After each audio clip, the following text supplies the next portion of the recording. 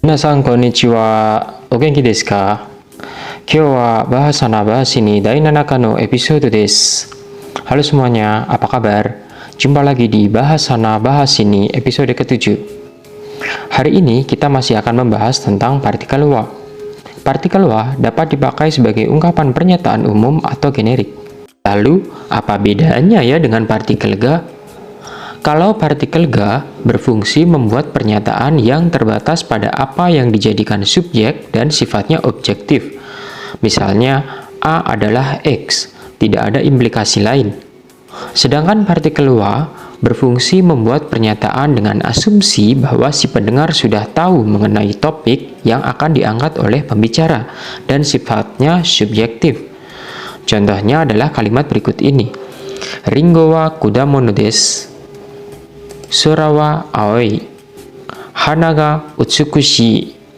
Ringo wa kudamono desu. Apel adalah buah. Ini adalah pernyataan umum, tapi disampaikan dengan cara subjektif. Untuk memahami nuansa kalimat ini, Anda bisa tanamkan dalam imajinasi Anda bahwa pembicara tidak yakin bahwa benda selain Ringo itu adalah kudamono atau buah. Tapi kalau perihal Ringo, pembicara yakin bahwa itu adalah suatu kudamono atau buah. Nah, begitu juga dengan contoh lainnya. Sora wa aoi. Anda bisa tanamkan dalam pikiran Anda bahwa benda lain mungkin belum tentu berwarna biru. Tapi kalau langit, maka warnanya biru. Lalu hana wa utsukushi. Bunga indah. Atau bunga itu indah.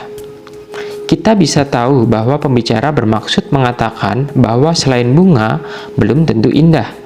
Tapi kalau bunga indah. Sekarang bagaimana dengan kalimat ini? Zou wa hana ga nagai. Gajah hidungnya panjang. Atau mengenai gajah hidungnya panjang. Pada kalimat tersebut, topik yang diangkat oleh pembicara adalah gajah. Penunjukan topiknya ada pada partikel wa. Sedangkan hana ga nagai adalah informasi baru mengenai topik gajah, bahwa hidungnya panjang.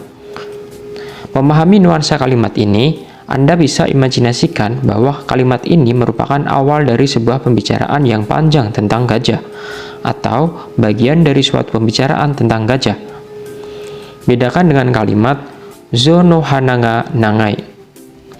Kalimat ini secara harfiah mengandung informasi yang sama, yakni hidung gajah panjang, tapi fokusnya ada pada hidung gajah. Kemudian, zo no hana wa nagai.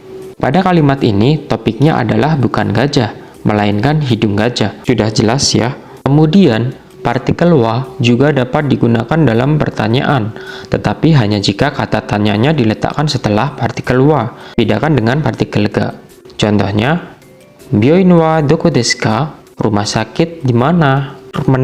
Mengenai rumah sakit di mana? Beda dengan doko ga byoin desu ka? Di manakah rumah sakit? Asumsinya adalah ada beberapa tempat, tapi yang ditanyakan adalah rumah sakit.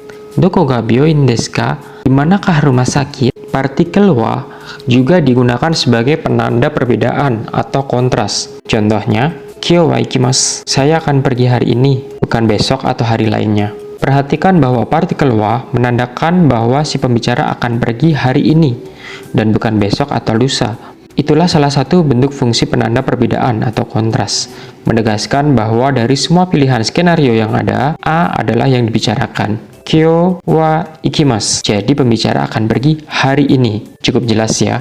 Kemudian ada contoh kalimat watashi wa kino wa hiru gohan wa tabemasen deshita. Saya tidak makan siang kemarin. Kalimat ini benar. Wa yang pertama berfungsi sebagai penanda topik. Topiknya adalah saya, watashi, bukan orang lain. Dan kedua partikel wa yang lainnya sebagai penanda kontras. Kino wa untuk menandakan bahwa kejadiannya kemarin, bukan kemarin lusa atau minggu lalu. Hiru gohan wa untuk menandakan bahwa yang tidak dimakan itu adalah makan siang, bukan sarapan atau makan malam. Bentuk penanda kontras yang kedua adalah zo wa hana wa nagakute shippo wa mizikai desu. Gajah mempunyai hidung panjang, tetapi ekornya pendek. Sekarang terlihat lebih jelas apa yang dimaksud menandakan perbedaan. Bila sedang membandingkan satu hal dengan hal lainnya, partikel wa digunakan seperti di atas. Apabila dua wa terakhir diganti dengan ga, kalimat tersebut tidak akan mengimplikasikan perbandingan, tetapi hanya sedang mendeskripsikan gajah. Partikel wa juga dapat mengekspresikan jumlah minimal. Contohnya, sukuna kutomo nijikan wa kakarimasu. Setidaknya akan memerlukan 2 jam. Junin wa kimasu. Setidaknya 10 orang akan datang.